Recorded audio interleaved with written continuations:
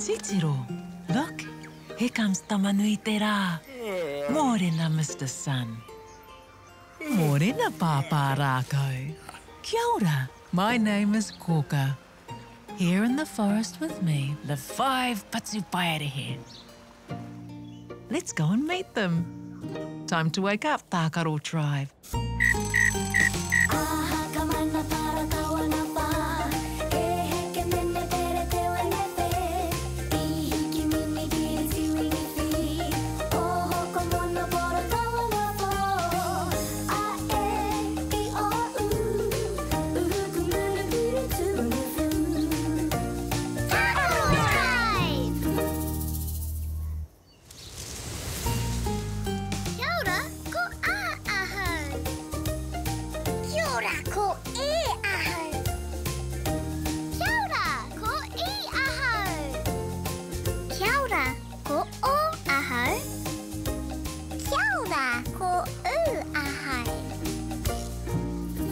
Kia ora, Tākaro tribe.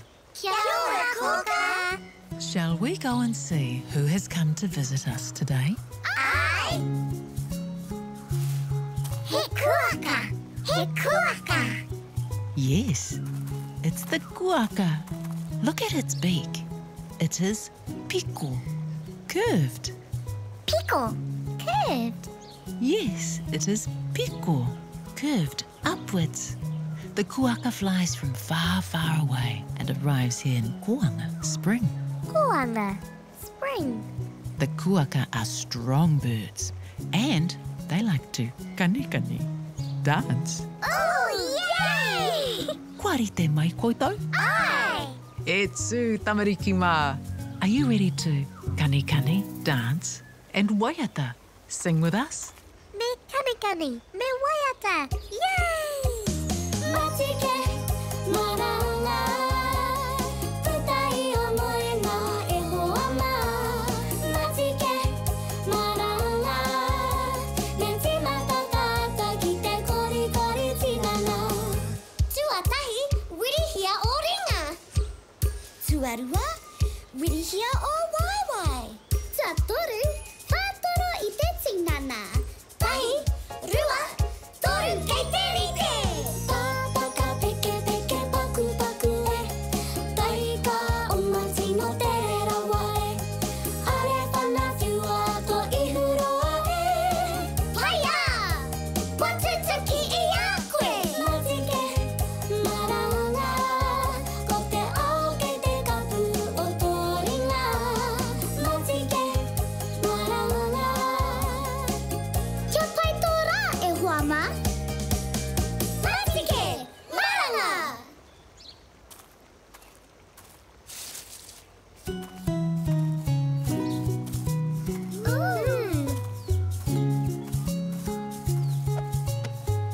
What is that kuaka has given to you? Aua! Tākaro tribe. That's Papa Rākau calling you. I'm sure he will be able to tell you what kuaka gave to you. Haere rā, off you go. Tamariki mā, noho mai ki aku kakiaka, wakarongo mai ki ngā kōrero o te ao marama. Aure. Tēnā koutou, Tākaro tribe. Kia ora, Papa Rākau! Did you enjoy dancing with the kuaka? Ai Don't care. Awesome. I see you've brought something along with you. Do you know what it is? Aua! Is it maro, hard, or ngohe, soft? Maro, hard. Is it smooth, maene, or rough, kaitara? Maini, smooth on the inside, and kaitara, rough on the outside. Tino pai. Where do you think it comes from? The land, whenua, or the sea, moana? Sea, moana. That's right. from the moana. It's an anga. Anga. There are many kinds of anga. What kind of anga is that? Aua. It's a paua. Paua. A tahua, beautiful. Tauke, awesome. It's time for us to visit some friends. He whiro. That's my colour. He manawa whiro.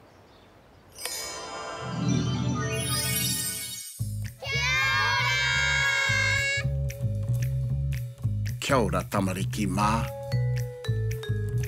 The tamariki are at the beach collecting anga.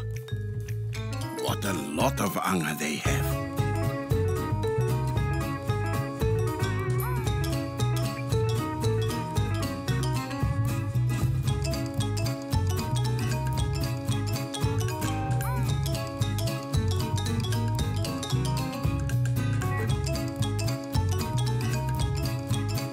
These anga are tahua, beautiful. Some are tapatoru, triangle shapes. Some are porofita, round, and some are like spirals, torino. These bracelets are made of anga. Tahua, beautiful. If you listen carefully to the anga, can you hear the moana, sea?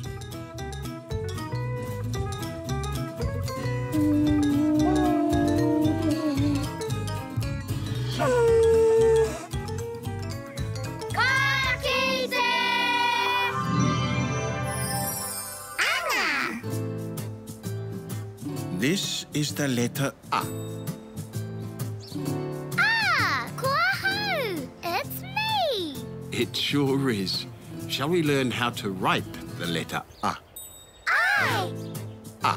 Start at the top in the middle, go down to the left. Now go back to the top and go down to the right. Then draw a short line across the middle. Kapai. Let's do it again.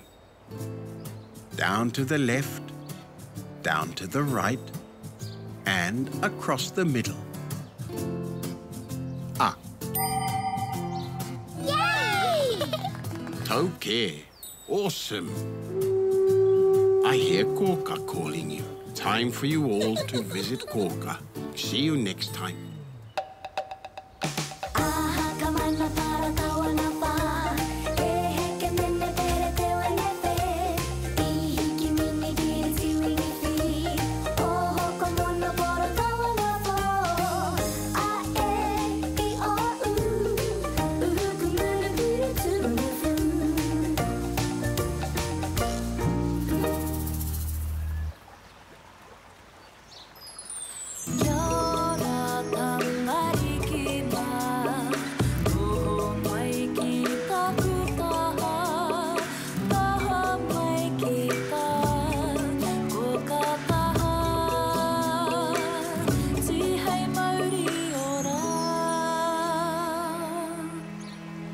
Kia ora, Tākaro tribe.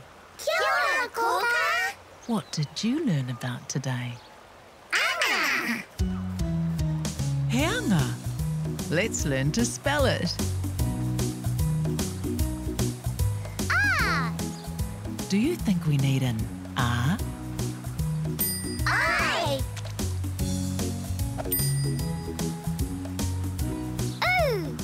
Ooh! Do you think we need an oo? Cow! Wah! Do you think we need a whip? Cow!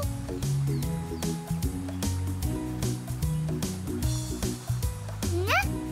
Do you think we need a ng?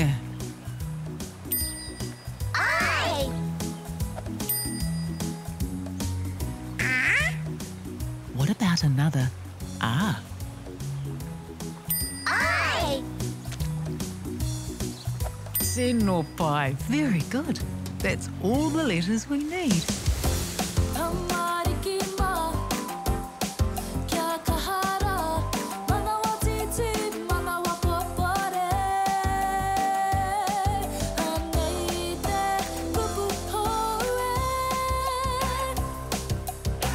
Let's all say the word together, and then you can try and spell it. Anga. What's the first letter of the word anga? Anga. Ah. Sino pai. Ah. Now try sounding out the word anga. Ah. Ne. Ah. That's right. See if you can find the letters for those sounds. Ah. Ne. Ah. Anga. Anga. Did you manage to spell the word anga? Ah. Ne. Ah. Anga. Yay! Sino pai. Very good. I knew you could do it.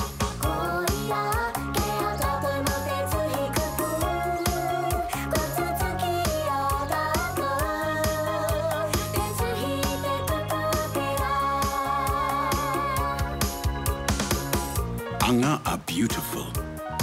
There are many shapes and colours.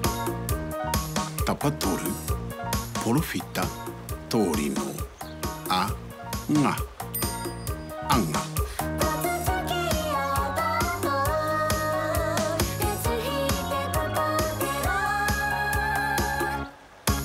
What a fun day, Tagaroa tribe. Time to say goodnight. Pō Mārie. Good night, Tagaroa tribe. Horoia tō mata, parai he hia o niho, kuhuna o kakamoe pō Mārie. E kuhu ki te moenga, takoto iho ki raro, e pai ai o moe moe ia. Kia au tō moe, e pai ai o moe moe ia. E pai ai o moe moe ia. Good night!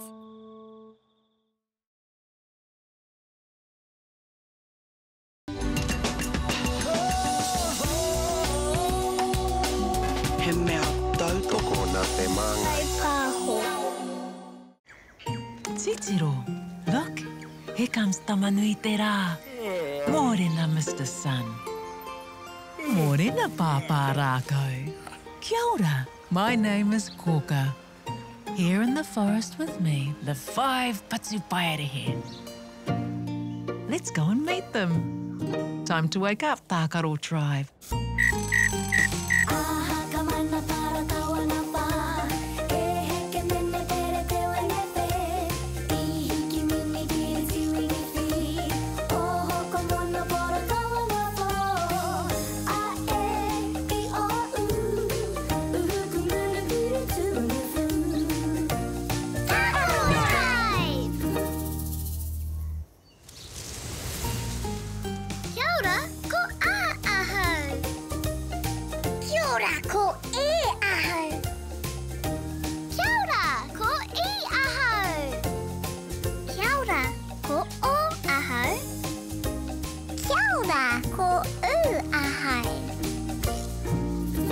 Kia ora, Tākaro tribe.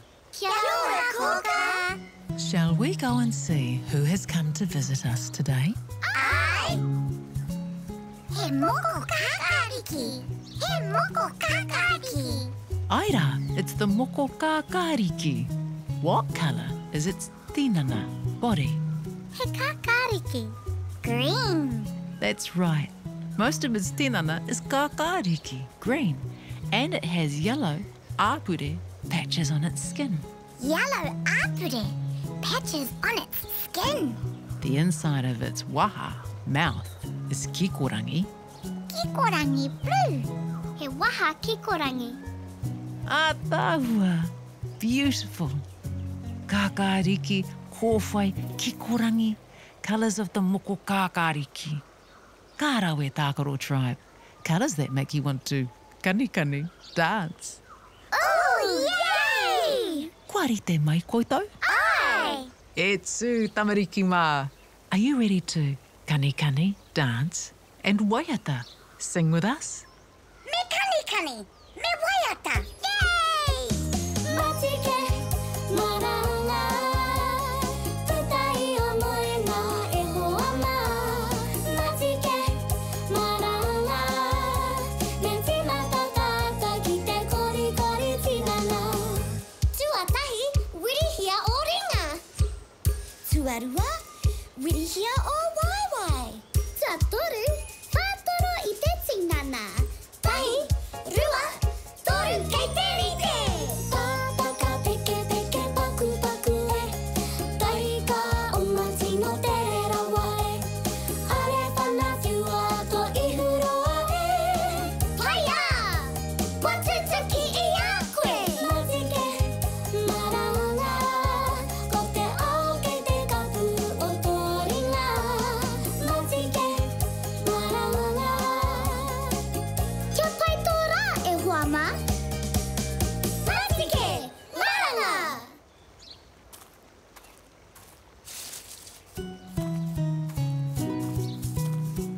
Ooh. What is that Moko Kakariki has given to you? Aua. Tākaro tribe. That's Paparako calling you. He'll be able to tell you what Moko Kakariki gave to you. Haere rā, off you go.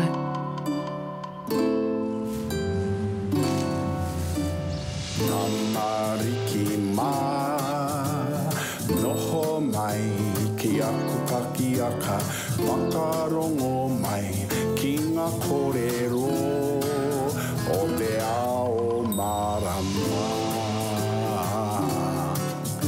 Aune. Tēnā koutou, Tākoro tribe. Did you enjoy dancing with the Moho Kakariki? Don't care. Awesome. I see you've brought something along with you. Let's take a closer look.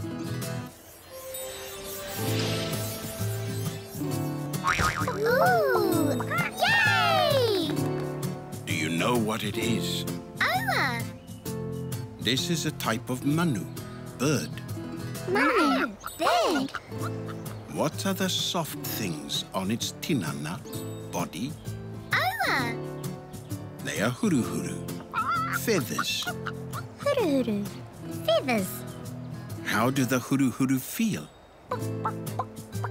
Are they mainene, soft? Ai, mai nene. Soft. It has sharp claws so it can ketu, scratch around looking for food. When it finds something to eat, it will timo, peck away at it. Ketu. Scratch around. Timo. Pick. It's a hey. Hey. Tauke, awesome. It's time for us to visit some friends. He wai poro. That's my colour. He fitu wai poro.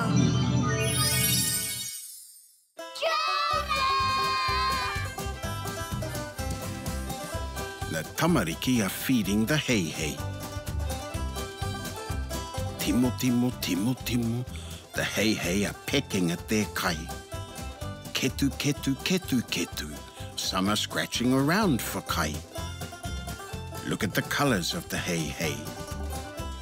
He whero, he maa, he kiwi, he mangu.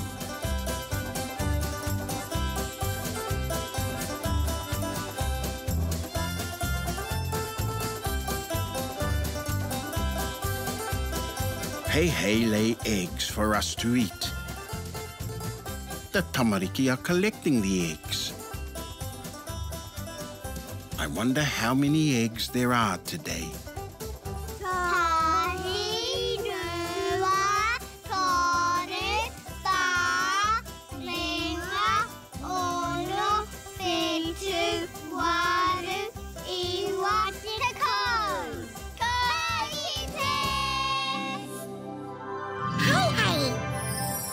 This is the letter E.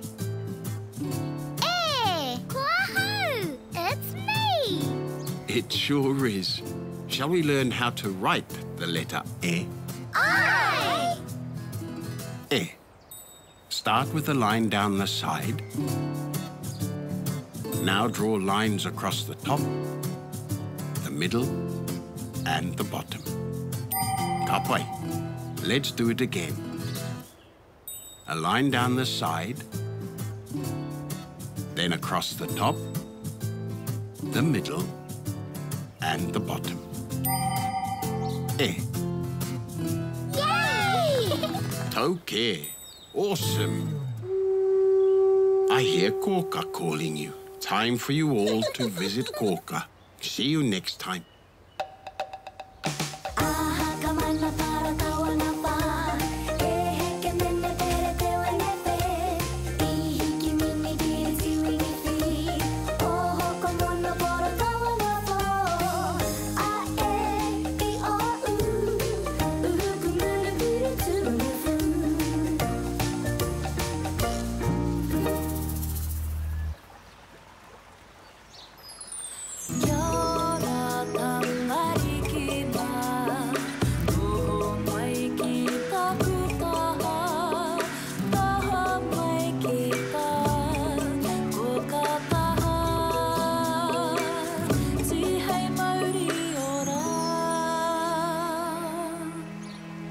Kia ora, Tākaro tribe.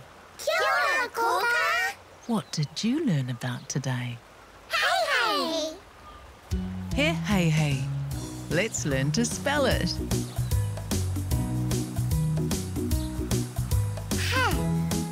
Do you think we need a huh? I!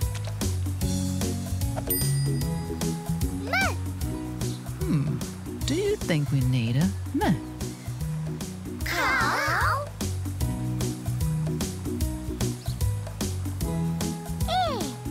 Do you think we need an e? Need an E? I! E? Do you think we need an e? I!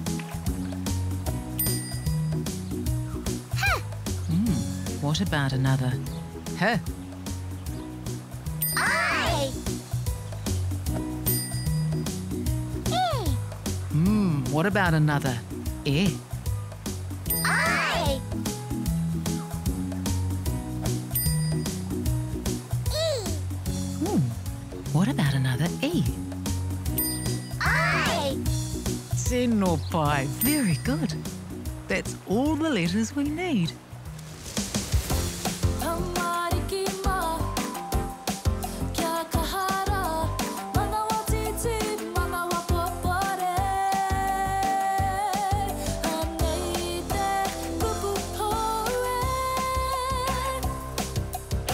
Let's all say the word together, and then you can try and spell it. Hey, hey. Hey! What's the first letter of the word hey, hey? Hey! Hey! Sino pai. Huh.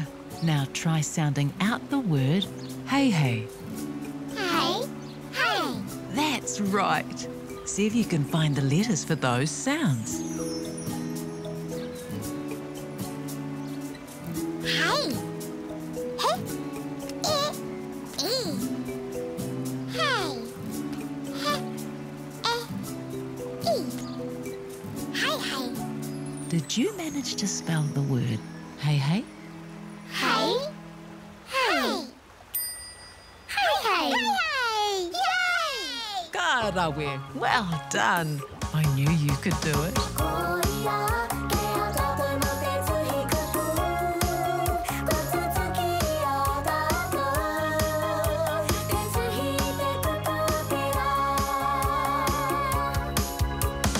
It's huru huru, feathers, a mainene, soft.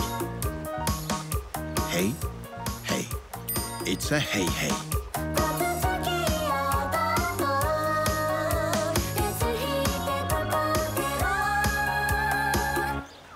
What a fun day, Tagaroa tribe. Time to say goodnight.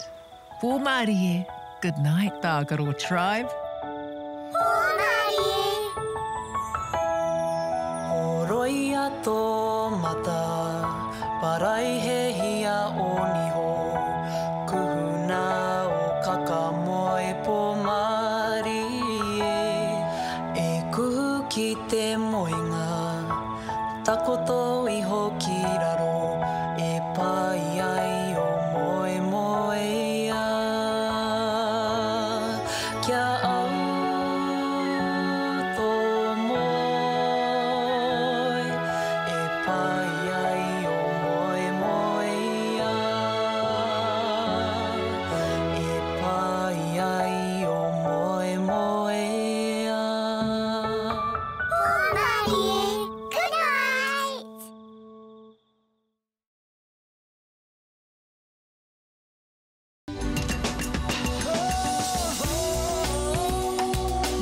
He mea tautoko nā te manga. Titiro, look, here comes Tamanui te rā. Morena, Mr. Sun. Morena, Pāpā rākau. Kia ora, my name is Koka. Here in the forest with me, the 5 Patsu Paerehe. Let's go and meet them. Time to wake up, Tākaro tribe. Aha ka mana para kawana pa, e heke mene pere te wenepe, I hiki mini kiri tiwingi fi, o hoko mono pora kawana po, a e I o u, uhuku mune piri tunu fu. Tribe!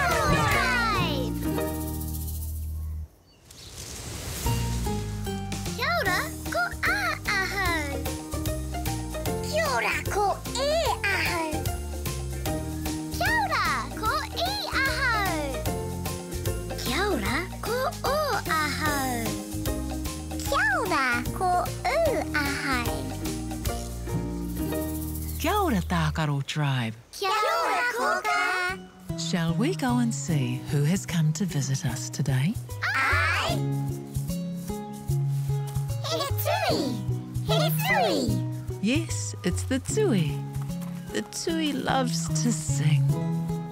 It is the first to sing in the morning, ata, and the last to sing in the evening, ahi ahi. Ata, morning. Ahi ahi, evening.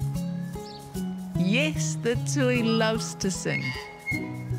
And do you know what else they love to do? Aiwa.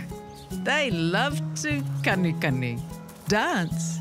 Oh, yay! Kuari te mai koutou? Ai! E tū tamariki mā. Are you ready to kani, dance, and waiata? Sing with us? Me kani, me waiata. Yay! Matike, maranga, tutai o moena e hoa mā. Matike, maranga, nenti matatata ki te kori tinana. Tuatahi, wirihia o ringa. Tuarua, wirihia o waiwai. Tuatoru, whātoro I te tinana. Tahi, rua, toru kei te rite. Tāpaka peke paku e. Tahi ka omati no te rawa e. Are whana whiua to ihuroa e. Paia! Watutuki I a koe. Matike, maranga, ko te ao kei te kapu o tō ringa. Matike, maranga. Kia pai tō rā e hoa mā? Matike, maranga!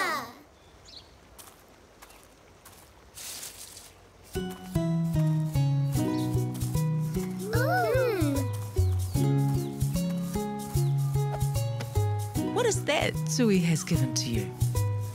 Aua! Tākaro tribe. That's Pāpā rākau calling you. I'm sure he will be able to tell you what Tui gave to you. Haere rā, off you go.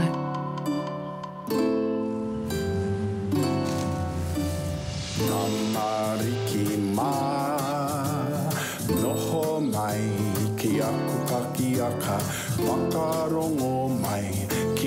kōrero o te ao marama. Aure. Tēnā koutou Tākaro tribe. Kia ora, Pāpārakai. Did you enjoy dancing with the tui? Aira. Don't care. Awesome. I see you've brought something along with you. Do you know what it is? Aua. The face is porofita, round. It also has nama, numbers on it. What do you think they're for? To show the time. Tino pai, to show the time. Let's count the numbers on the clock.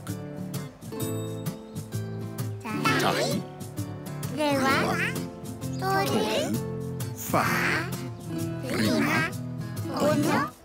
fitu, waru, Iwa. te kou, te kou mātahi, te kou mārua. Whew, that was a lot of numbers, but you did it. Ka wani ke Tākaro tribe. Do you know what that is yet?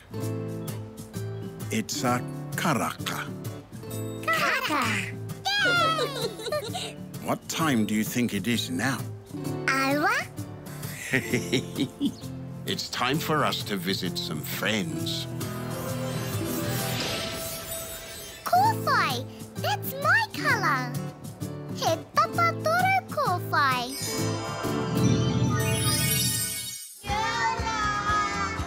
Kia ora, tamariki mā. The tamariki are learning to tell the time. The long hand shows minutes, and the short hand shows hours. Most clocks are porofita, round. Some are nui, big. Some are iti, small. Digital clocks, karakamati, are different, but they tell you the time too. Clocks are important because they help you to be on time.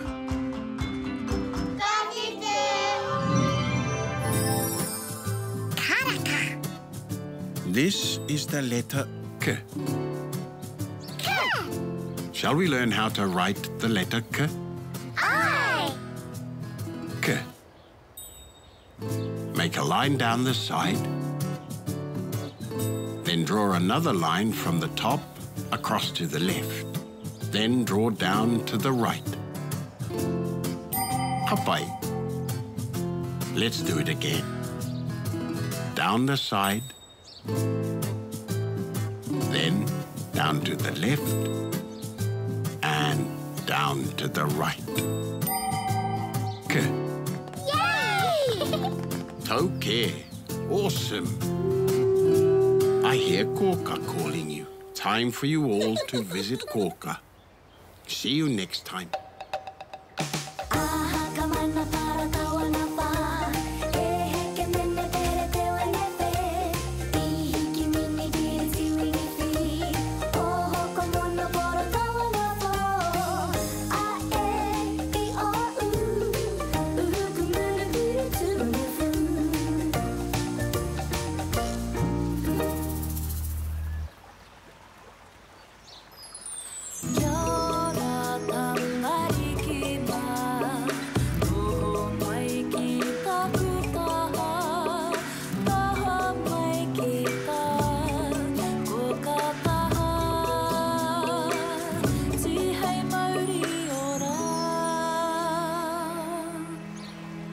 Kia ora, Tākaro tribe.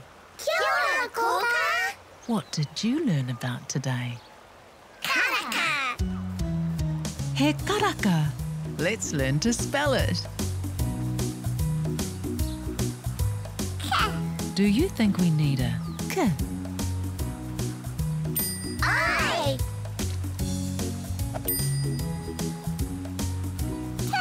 Do you think we need a T? Cow.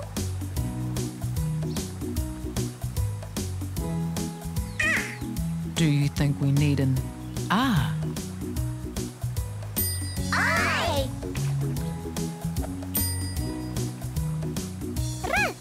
Do you think we need a r? I.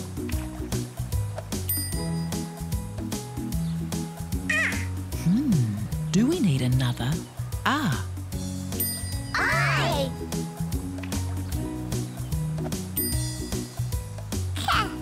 Do we need another K? I. O.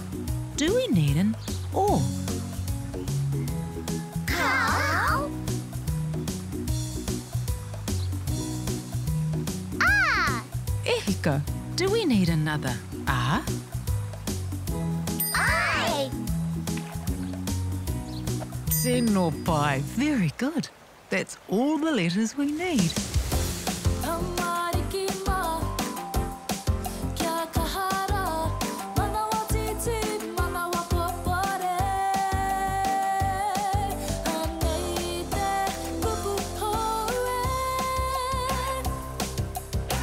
Let's all say the word together, and then you can try and spell it.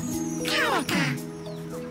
What's the first letter of the word karaka? Karaka. Ka. Senopai, K. Now try sounding out the word karaka. Ka. Ra. Ka. That's right. See if you can find the letters for those sounds. Ka. K. A. Ra. Re. A. Ka. Ke. A. Karaka. Did you manage to spell the word karaka? Ka. Ra. Ka. Karaka. Karaka. Yay! Senopai, very good. I knew you could do it.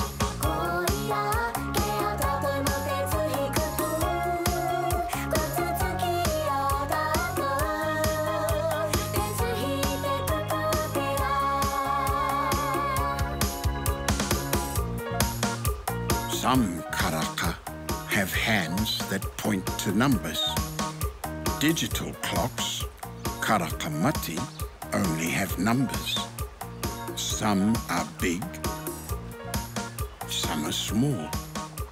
Karaka are taonga because they help you to be on time. Ka, ra, ka. Karaka.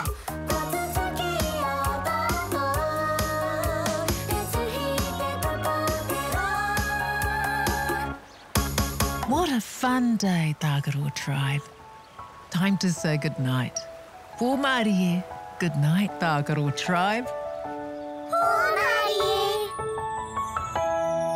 Horoia tō mata, parai he hia o niho. Kuhuna o kakamoe pōmari e kuhu ki te moenga. Takoto iho ki raro e pai ai o moe moe ia. Kia au tō moe e pai ai o moe moe ia. E pai ai o moe moe ia. Good night.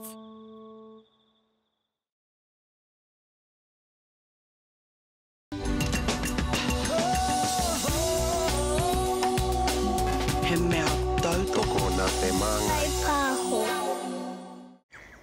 Titiro, look. Here comes Tamanui te rā. Morena, Mr. Sun. Morena, Pāpā rākau. Kia ora. My name is Koka. Here in the forest with me, the 5 Patsupai ahead. Let's go and meet them. Time to wake up, Tākaro tribe.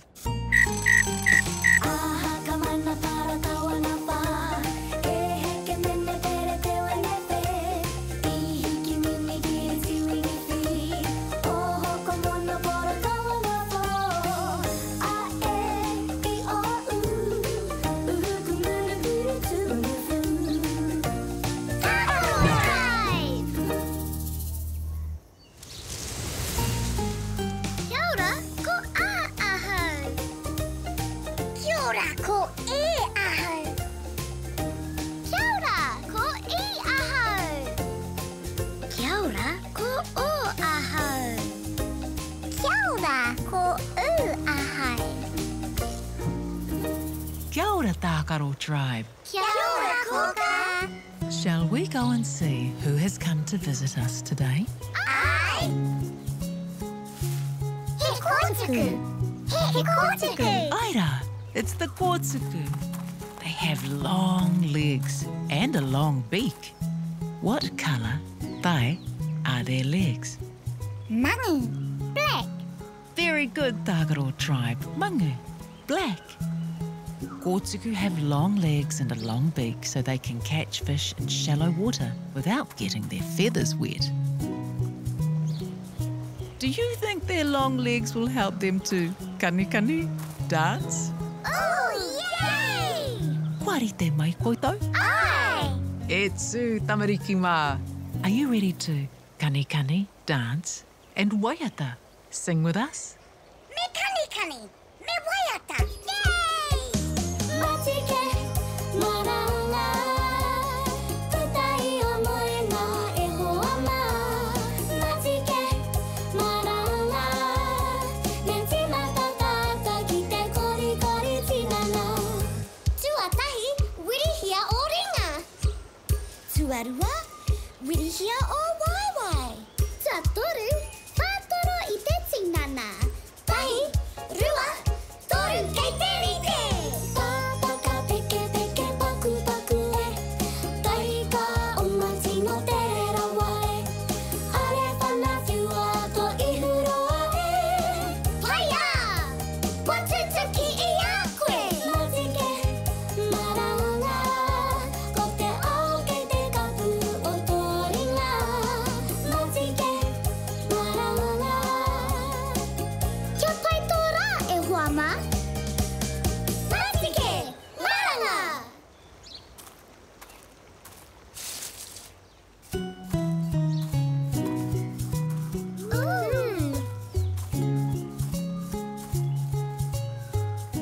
What is that Kōtuku has given to you? Aua! Tākaro tribe. That's Pāpārākau calling you.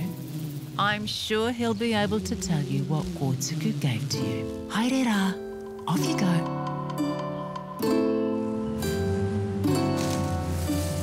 Tamariki mā, noho mai, ki aku kakiaka, wakarongo mai, ki ngā kōrero, o te ao marama. Aure.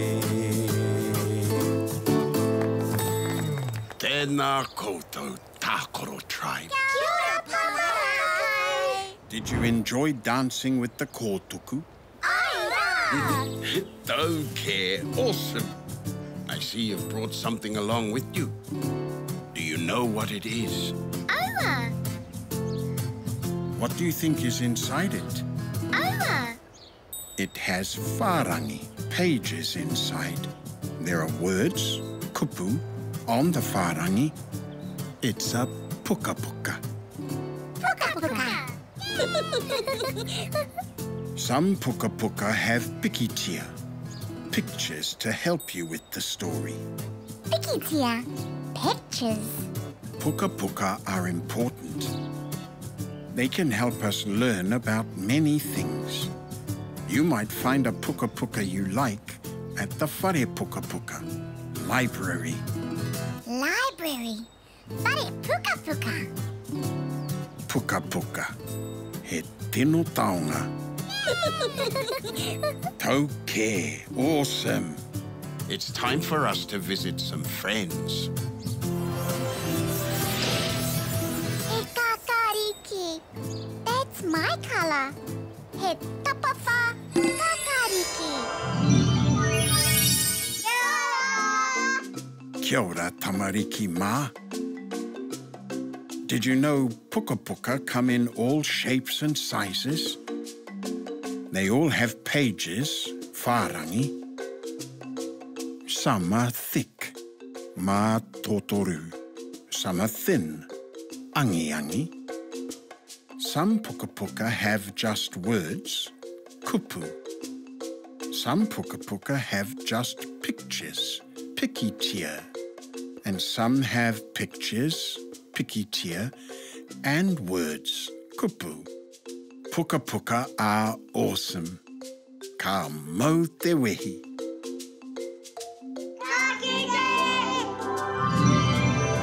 Puka puka. This is the letter P. P.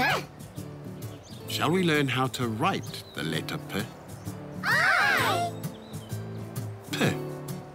Start at the top and make a straight line down. Go back to the top and draw around and back to the middle. Kapai. Let's do it again. Down the side, down and around to the middle. P. Yay! Tauke. Awesome. I hear Koka calling you. Time for you all to visit Koka. See you next time.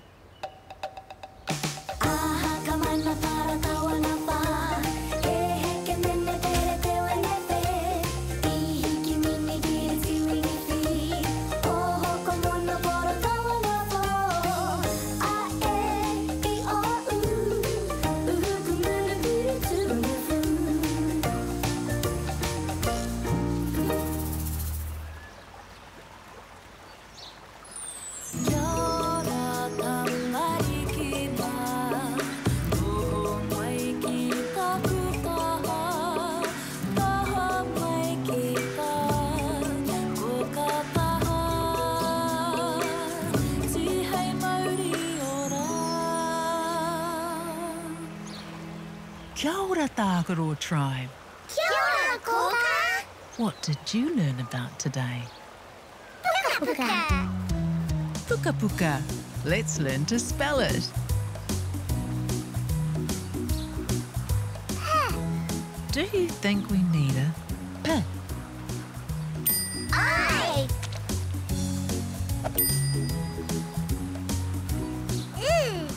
Do you think we need an U? I. Do you think we need a N? Cow.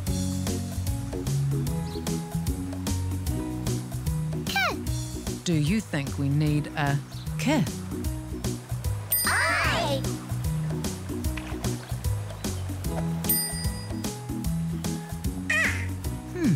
Do you think we need an R? Need an R. I.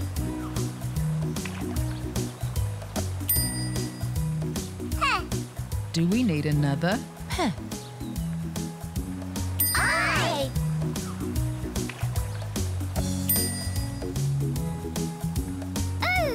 Do we need another O? I.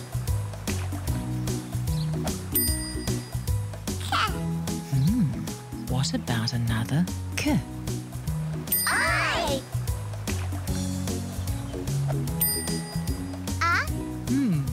What about another R? I. Senopai, very good. That's all the letters we need.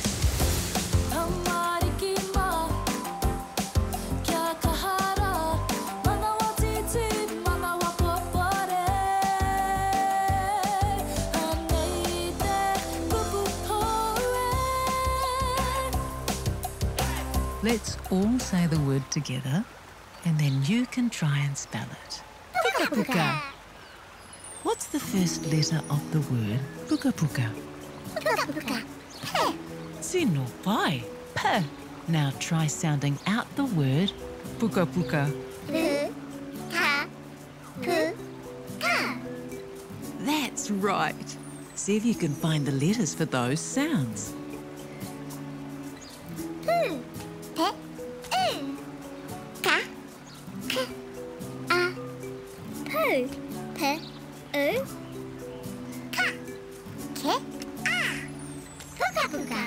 Did you manage to spell the word puka puka?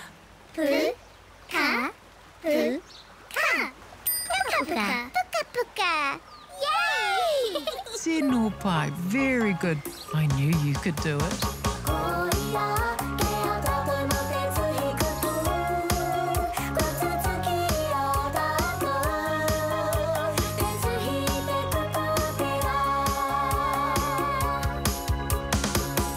Puka puka are lots of fun.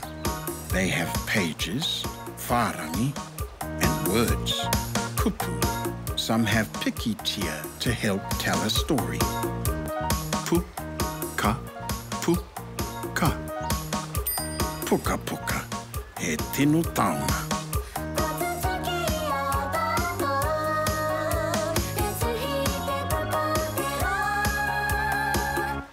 What a fun day, Tākaro tribe. Time to say goodnight. Pō Mārie. Good night, Tākaro tribe.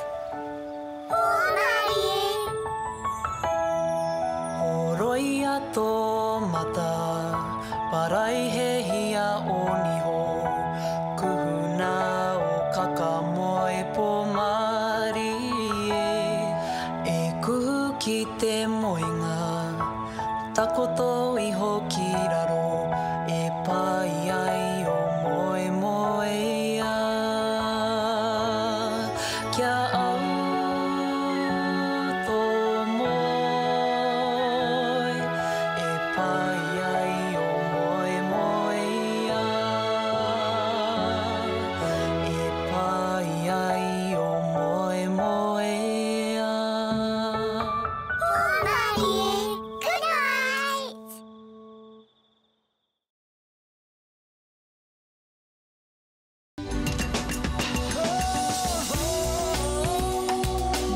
He mea tautoko nā te manga. Titiro, look, here comes Tamanui te rā. Mōrena, Mr. Sun. Mōrena, Pāpā rākau. Kia ora, my name is Koka. Here in the forest with me live 5 Patsupaerehe. Let's go and meet them. Time to wake up, Tākaro tribe.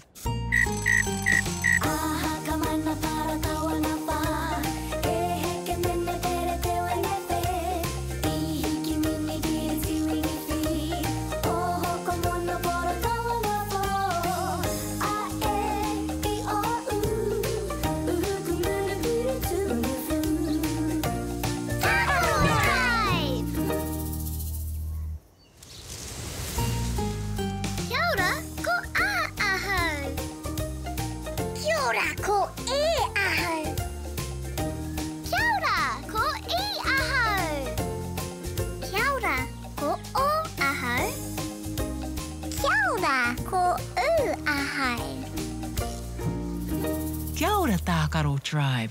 Kia ora, Koka! Shall we go and see who has come to visit us today? Ai! He ruru! He ruru!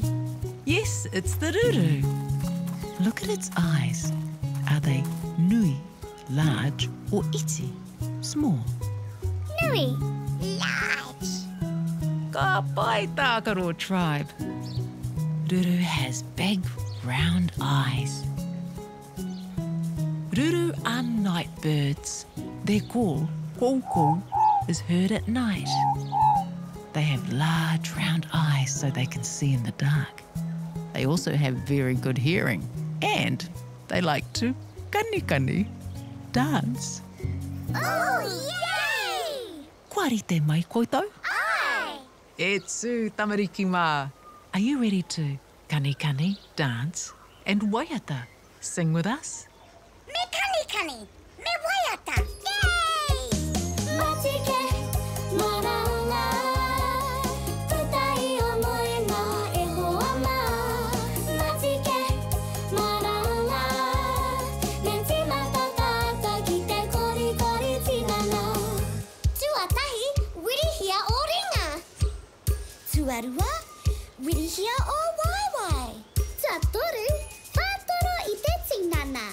Tahi, rua, toru kei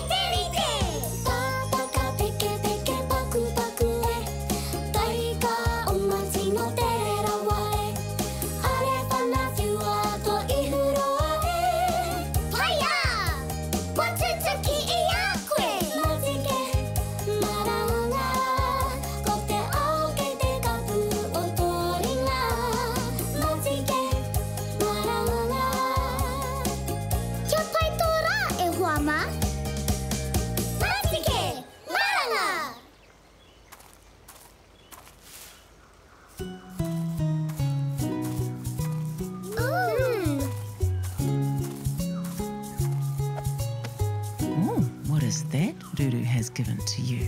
Aua! Tākaro tribe. That's Paparako calling you. I'm sure he'll be able to tell you what Ruru gave you. Haerera, off you go.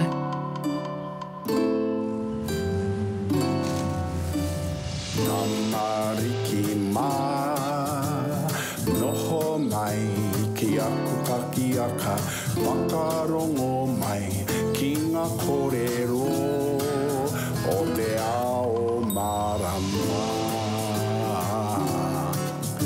Aure.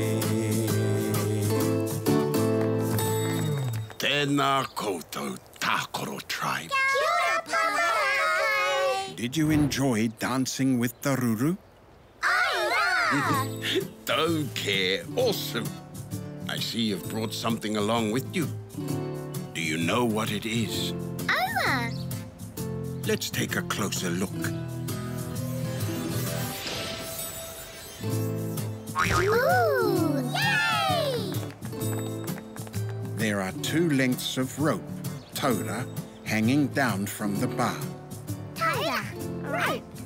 There's a nohoanga, seat, attached to the ropes. Nohoanga! Feet! Ooh, exciting. You can sit on it and swing backwards and forwards. It's a tarere. Tarere! Tarere are fun. I'm sure you'll find one at a playground, Papatākaro, nearby. Papatākaro! Playground! Tauke, awesome. It's time for us to visit some friends. He kikorangi. That's my colour. He porofita kikorangi.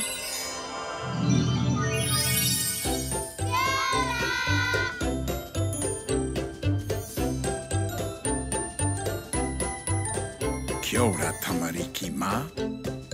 There are lots of things to play on at a Papatākaro playground.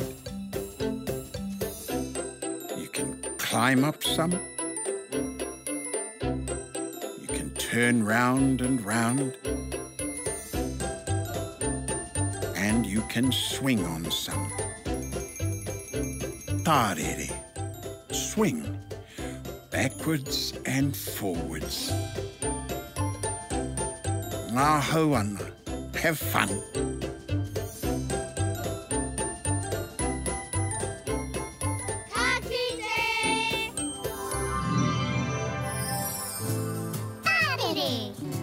This is the letter T. Shall we learn how to write the letter T? Aye! T. We begin with a straight line down in the middle. And then we go back up. Then a line across the top. Kapai. Let's do it again. Straight down the middle. Then a line across the top. T. Yay! Tauke. Awesome. I hear Koka calling you. Time for you all to visit Koka. See you next time.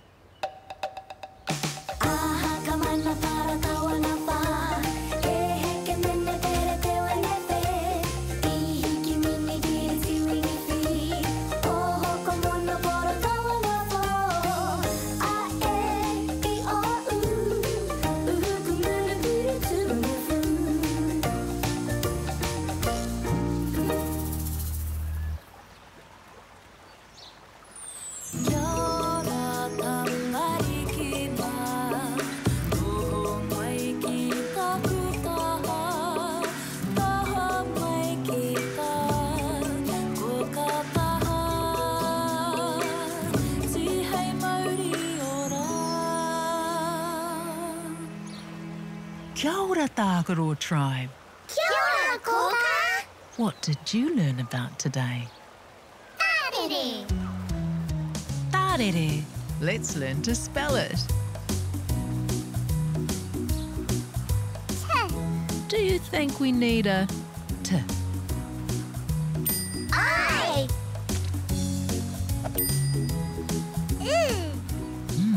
Do you think we need an oo? Cow.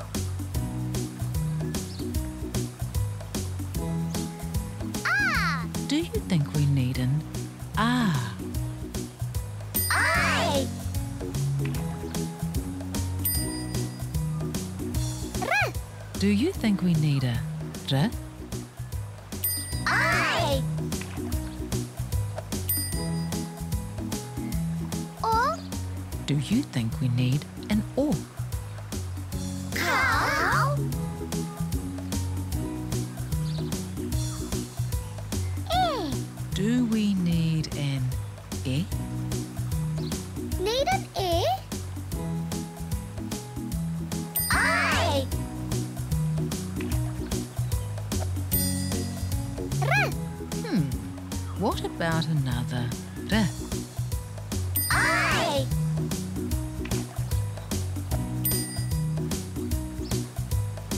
E. Do we need another e? I.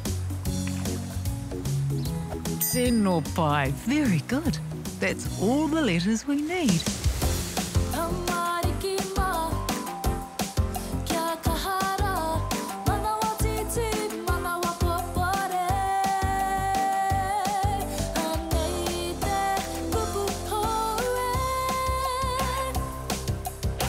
Let's all say the word together, and then you can try and spell it. Tarere.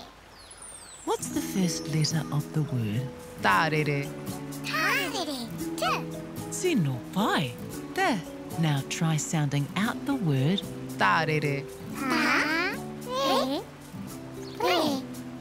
That's right. See if you can find the letters for those sounds.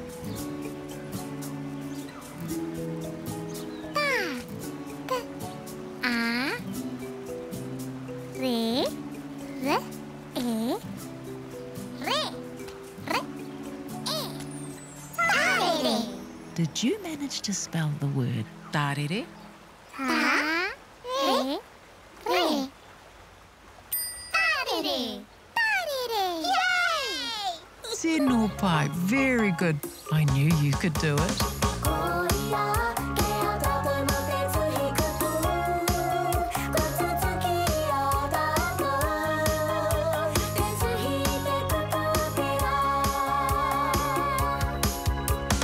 Tarere are great fun.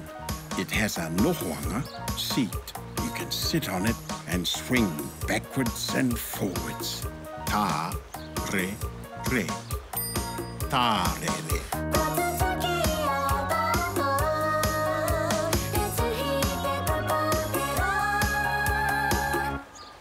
What a fun day, Tagaroa tribe. Time to say goodnight. Pōmarie. Good night, Tagaroa tribe. Horoia tō mata, parai he hia o niho. Kuhuna o kakamoe pōmari e kuhu ki te moinga. Takoto iho ki raro e pai ai o moe moe ia. Kia